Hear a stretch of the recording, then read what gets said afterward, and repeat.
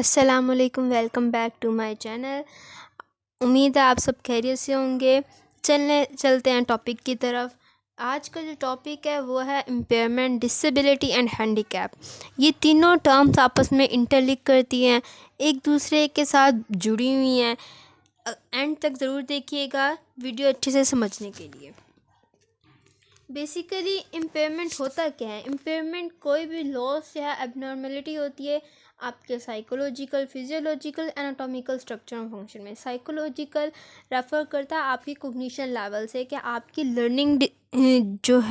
Learning difficulty हो रही है या रीडिंग डिफ़िकल्टी हो रही है या एनीथिंग एल्स। फिजियोलॉजिकल आपका बॉडी स्ट्रक्चर होता है कि आपके उसमें कोई एबनॉर्मेलिटी हो गई है, आपकी टांग टूट गई है, ये एनीथिंग एल्स। एनाटॉमिकल आपके रेफ़र करता है ऑर्गन्स, बॉडी ऑर्गन्स, सेल्स और टिश्यू से। एक और बात ये कि इम्पेयरमेंट प्राइमरी भी हो सकती है, सेकेंडरी भी हो सकती है। प्राइमरी ये कि बाय बर्थ आपके अंदर वो खराबी आ गई है, या फिर सेकेंडरी के आप किसी हादसे का शिकार होकर वो आपके अंदर आ गई है। ठीक है, अब इसी तरह डिसेबिलिटी को हम रेफ़र करते हैं इम्पेयरमेंट के बाद कि अब आपके अंदर वो एबनॉर्मेलिटी आ गई है, तो उसकी वजह से जो भी रिस्ट्रिक्शन है या आपको उस एबिलिटी आपकी वो एबिलिटी ख़त्म हो गई है, जो कि इम्पेयरमेंट की वजह से to perform an activity in the manner within the range consider normal और नॉर्मल ह्यूमन। ठीक है, आपका वो एबिलिटी ख़त्म हो गई है जिससे आप बिल्कुल एक नॉर्मल पर्सन नहीं रहे, एक डिसेबल पर्सन बन गए हैं। ठीक है, आपके अंदर वो एबिलिटी ही नहीं है, वो ख़त्म हो गई है ड्यू टू इम्पेयरमेंट। ठीक है, एंड हैंडीकैप बेसिकली डिसेबिलिटी का एडवांटेज होता है कि आपके अंदर अब इम्पेयरमेंट हुई है, इम्पेयरमेंट से आप वो काम करने से डिसेबल हो गए हैं कि आप वो काम नहीं कर सकते ड्यू टू इम्पेयरमेंट। अब आप वो काम नहीं कर सकते and at the society level you are not eligible. इसकी एग्जांपल हम यूँ लेते हैं कि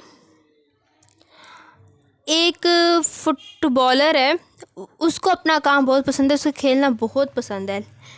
किसी भी हादसे का शिकार होके उसके एक टांग टूट जाती है। ठीक है, अब वो तो डिसेबल हो गया, वो सही से चल नहीं पा रहा क्योंकि उसकी एक टांग टूट गई है, वो व्हील चेयर पर आ गया।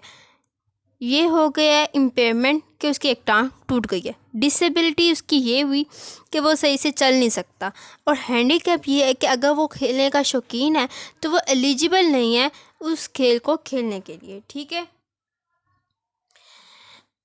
ट्रेडिशनली हम ये कहते हैं कि इम्पेयरमेंट रेफ़र करती है प्रॉब्लम विद द स्ट्रक्चर और ऑर्गन ऑफ द बॉडी। ठीक है, आपके बॉडी ऑर्गन और स्ट्रक्चर के अंदर कोई प्रॉब्लम आ रही है तो वो इम्पेयरमेंट को रेफ़र करेगा। ठीक है, अब उसके बाद जो भी लिमिटेशंस आ रही हैं उस फंक्शन के साथ, जो भी फंक्शनल लिमिटेशन आ रही हैं पार्टिकुलर एक्टिविटी में, तो वो होगा डिसेबिलिटी। एंड हैंडीकैप रेफ़र करेगा उसका डिसएडवांटेज। ठीक है, उस एक्टिविटी को उसकी लाइफ में जो वो नहीं कर सकता वो उसका डिसएडवांटेज होगा डिसेबिलिटी का। ठीक है, अब है example of impairment: loss of vision, memory loss, activity of limitation, difficulty in seeing, hearing, walking and problem solving. ये सारी इम्पेयरमेंट की एग्जांपल्स हैं कि आपको कोई भी प्रॉब्लम हो सकती है कि आपका विजन लॉस हो जाए, मेमोरी लॉस हो जाएगा। ठीक है, आपको स्पेलिंग करने में मुश्किल होगी तो आप सही से रीडिंग नहीं कर सकोगे। इसका लॉस ये होगा कि आप सही से पहले आपकी इम्पेयरमेंट ये हुई कि आपको स्पेलिंग भूल जाते हैं, आप उनको प्रोनाउंस नहीं कर सकते। ठीक है, डिसेबिलिटी ये है कि आप जब प्रोनाउंस ही नहीं कर सकते तो आप रीडिंग भी नहीं कर सकते। एंड इसका हैंडीकैप जो इसका डिसएडवांटेज वो होगा कि जब आप रीडिंग ही नहीं कर सकते, आप काम याद ही नहीं कर सकते, तो आप ऑटोमेटिक फेल हो जाओगे, आप क्लास में आगे प्रमोट ही नहीं हो सकोगे। This is advantage and handicap. ठीक है, तो यहाँ पे थर्ड पॉइंट है कि इम्पेयरमेंट बेसिकली बायोलॉजिकल होता है, इसमें ऑर्गन्स और टिश्यू डैमेज होते हैं। और डिसेबिलिटी जो होती है वो फंक्शनल होती है कि उनके डैमेज होने से आपको क्या फ़र्क पड़ रहा है।